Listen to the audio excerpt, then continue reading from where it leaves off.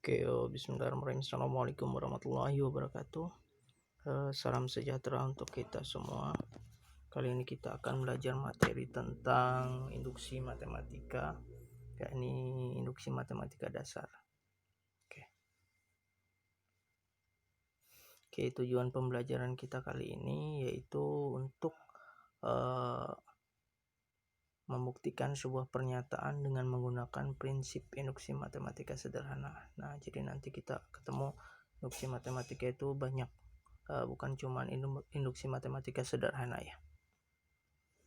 Oke. Nah, jadi induksi matematika itu apa sih? Jadi induksi itu merupakan suatu metode untuk membuktikan bahwa pernyataan tertentu itu berlaku untuk setiap bilangan asli gitu. Jadi artinya kalau bilangan asli kita nanti buktikan untuk beberapa pernyataan bahwa betul untuk n sama dengan 1 ya, n sama dengan k.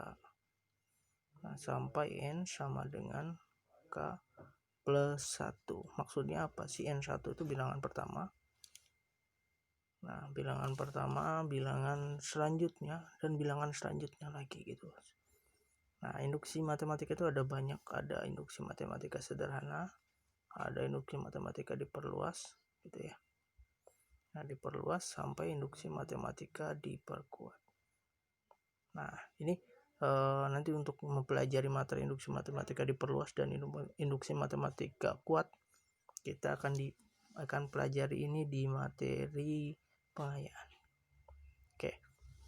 Ini induksi matematika dasar. Jadi cara atau langkah-langkah pembuktiannya cukup membuktikan bahwa n-nya untuk benar. Langkah pertamanya n-nya itu kita buktikan bahwa benar untuk n sama dengan 1 dan n sama dengan k gitu. Nah, sampai yang kedua, langkah kedua itu kita gunakan n sama dengan k plus 1 gitu. Nah, ini prinsip induksi. Nah, prinsip induksi itu jadi kita buktikan bahwa pernyataannya itu benar untuk sama dengan 1, benar untuk sama dengan k gitu ya, benar untuk sama dengan k plus 1 gitu. Nah, nanti kita kasih kesimpulan bahwa Pn ini bernilai benar untuk setiap pernyataan yang sudah dibuktikan. Nah, itu makanya biasanya di akhir ditulis tanda bukti. Nah, ini tanda kesimpulan biasanya seperti ini. Nah, titik 3 seperti ini. Nah, ini langkah-langkahnya. Jadi pertama kita buktikan dulu bahwa n sama dengan 1 itu betul. Langkah kedua, n sama dengan k betul. Langkah ketiga, n sama dengan k plus 1 ini juga betul. Nanti kalau sudah betul semua langkah-langkah 1, 2, 3 ini ternyata terbukti benar, maka kita kasih kesimpulan seperti tadi. Nah, misalkan maka pernyataan tadi betul atau terbukti gitu. Biasanya di akhir kalau misalkan ada soal pembuktian tuh akhirnya ditulis pembuktian bahwa terbukti. Nah, ini contoh pertama. Nah, langkah pertama kan kita buktikan dulu n benar untuk n sama dengan 1. Nah, jadi kita mulai dari sini. Nah, kita ganti n-nya ini jadi 1 ya. Nah, ini juga 1, 1. Nah, ini juga 1. Nah, ini kan hasilnya 1. Nah, ini 1 di sini dari mana? Dari sini. Gitu. Gitu, atau dari sini. Nah, ini kan kalau kita ganti 1 hasilnya 1 kan. Nah, ini juga kalau kita ganti 1 semua, sebelah kanan ini hasilnya juga 1. Nah, langkah kedua kita akan buktikan bahwa n ini benar untuk n sama dengan k. Nah, jadi ini kan tadi kita punya pernyataan 1 sampai dengan n. N-nya kita ganti k.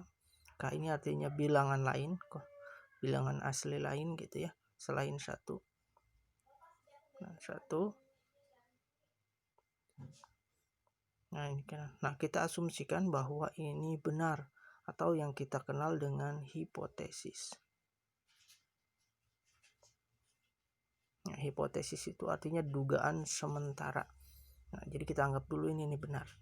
Nah, baru di yang ketiga Nah, di yang ketiga ini bahwa akan dibuktikan benar N sama dengan K plus 1.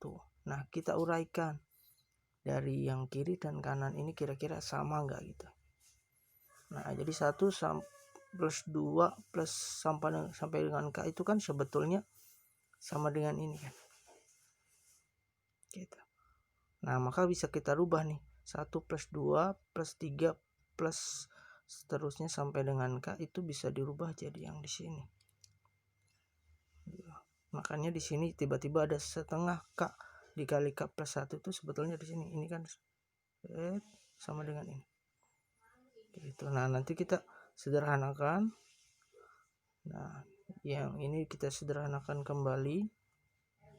Nah, dari mana 2 per 2K setengah K itu 2 per 2K kan sebetulnya dia sama dengan 1 ya gitu. Jadi kita sederhanakan, nah kita faktorkan, nah baru terakhir kita kasih tanda kesimpulan bahwa dan pernyataan karena pernyataan di atas benar untuk N sama dengan K dan K plus 1 maka pernyataan di atas terbukti. Nah, ini contoh kedua.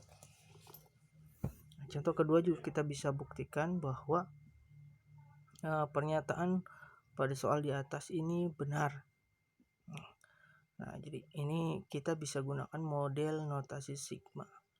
Ini kuadrat. Nah, ini kuadrat ya. Kuadrat. Nah, jadi kita buktikan dulu N sama dengan 1. Nah, makanya I kuadrat 1 ini benar nggak kira-kira kita substitusikan yang sebelah sini ini sama dengan 1. Ini kita ganti 1. Kita ganti 1. Ternyata benar. Ya. Gimana dong? Udah lama. Udah.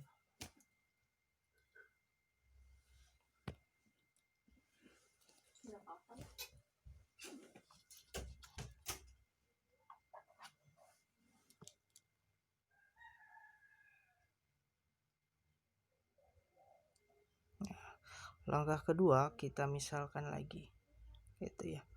Nah, kita anggap hipotesis ini benar. N sama dengan K.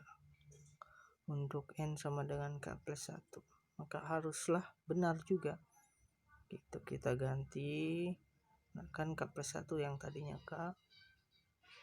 Nah, baru di akhir kita kasih kesimpulan bahwa pernyataan di atas benar gitu. Nah, misalkan yang kedua nih, buktikan bahwa 1 pangkat berapa nih, pangkat 3, 2 pangkat 3, 3 pangkat 3.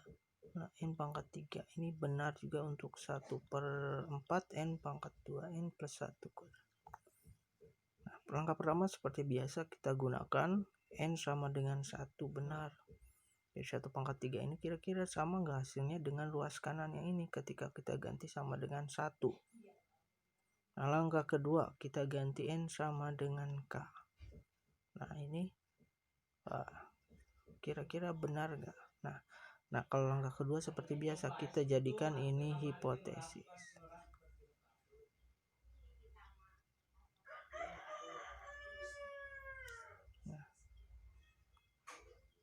Nah, baru N sama dengan K plus 1 dibuktikan. Nah, seperti biasa ruas kiri dan ruas kanannya kita substitusikan K plus 1. Nah, yang dari 1 pangkat 3 sampai K pangkat 3 kita ganti jadi.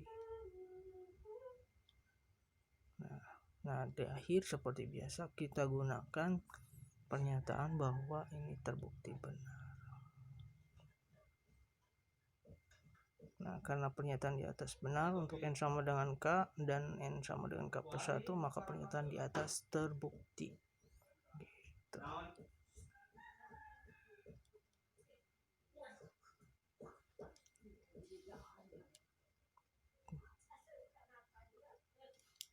Oke, ini latihan yang akan dikerjakan, silakan dikerjakan. Kurang lebih mohon maaf. Assalamualaikum warahmatullahi wabarakatuh.